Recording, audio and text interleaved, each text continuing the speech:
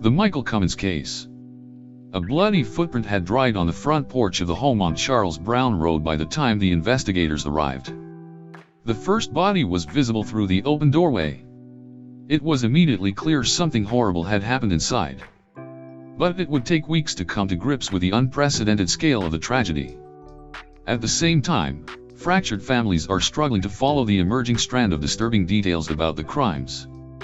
For them, and for many others in the rural stretch of Middle Tennessee, new information has only amplified concerns that state and county agencies missed critical opportunities to stop the carnage. Why wasn't something done? Steve McLaughlin asked outside the Sumner County Courthouse this week after hearing investigators describe finding the bodies of his mother, sister, and 12-year-old niece. "I'm the last one of my immediate family left." A series of discoveries. Investigators were called to the first crime scene in rural Westmoreland on April 27, a Saturday afternoon. But it took hours for them to begin scouring the scene for evidence. First they needed a search warrant. And they had to wait for animal control workers to clear out several cats and dogs inside the mobile home shared by the sprawling Cummins family. When they finally walked in, they found chaos and a steadily growing body count. Marcia Nichols was dead on the living room couch, her oxygen machine still running behind her. Her 12-year-old granddaughter Sapphire McLaughlin P. was lying face down under a love seat, with only her foot exposed. A serrated knife was near her body. To the right, the door to a bedroom was blocked by two more bodies, intertwined on the floor, Charles Hosale and Sapphire's mother, Rachel McLaughlin P. First responders had already found a survivor, Mary Sue Hosale, in a bed and rushed her to the hospital. To the left, another bedroom door was blocked by furniture and debris. Investigators weren't able to get inside right away, but once they did, they saw David Cummins' body in bed under a comforter. It took longer for them to find Claire Cummins.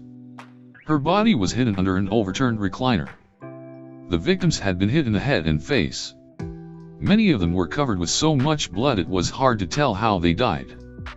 Before authorities had counted all the bodies, they identified a suspect behind the brutality, Micheal Lee Cummins. Investigators say Micheal Cummins, 25, killed his mother, his father, his uncle, his uncle's girlfriend and two members of the girlfriend's family at the home on Charles Brown Road. His grandmother, the sole survivor of the attack, was badly injured. When authorities questioned her at the hospital, she told investigators she didn't remember anything. Micheal Cummins ran from the area around the family home after his screaming relatives found the bodies, investigators said. He was taken into custody later that evening.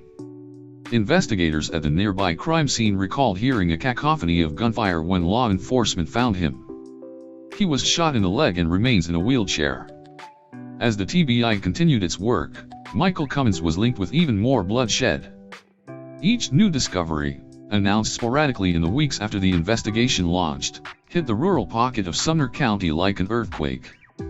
A stolen 2017 black Kia Forte in a nearby creek bed where Micheal Cummins was known to hang out led detectives to Shirley Fair's home on Luby Brown Road, less than a mile away. Fair was inside with obvious trauma to the head and face, according to Sumner County Detective Lance Hampton. Her arm looked as if it had been 360 degrees spun around.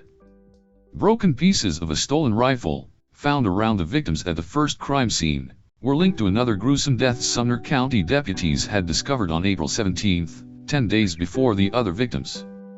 When authorities responded to a fire at James Fox Dunn Jr.'s Westmoreland cabin that day, they found his headless body in the dense brush outside the smoldering building. Dunn's .30-30 rifle, which he bought in Brentwood in 1980, was missing. It ultimately linked him with what authorities count as one of the most deadly rampages in Tennessee's history. Law enforcement officials didn't widely announce the death, or their search for an unknown suspect, until after Micheal Cummins had been charged in the case in May, once again rocking a battered community. Micheal Cummins faces multiple counts of first-degree murder, along with several other charges in the deaths, including criminal homicide. A history of violence.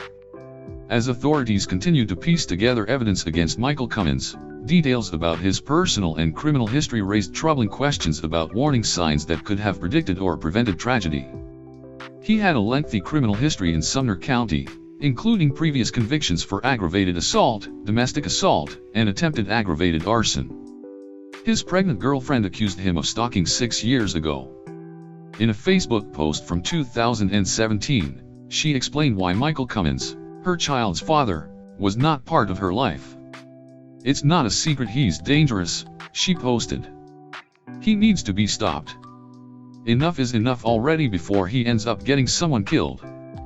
He pledged to finish the job after he was arrested and charged with attacking a neighbor and setting fire to her house in 2017, according to documents. He repeatedly violated the terms of his probation in that case in the days leading up to the killings. He hadn't gotten a required mental health evaluation and had contacted the victim in a 2017 attack. On April 10, during an attempted home visit by a probation officer at the family home on Charles Brown Road, he ran out the back door and into the woods to evade them. He still stayed out of prison. Days later, authorities finally decided to move to arrest Micheal Cummins based on the repeated probation violations. They didn't get to him before he was charged with murder. At a hearing this week, a judge asked Micheal Cummins if he wanted to plead guilty to the probation violation. "Sure," he answered. Outside of court, it was that detail that stuck in Steve McLaughlin's mind.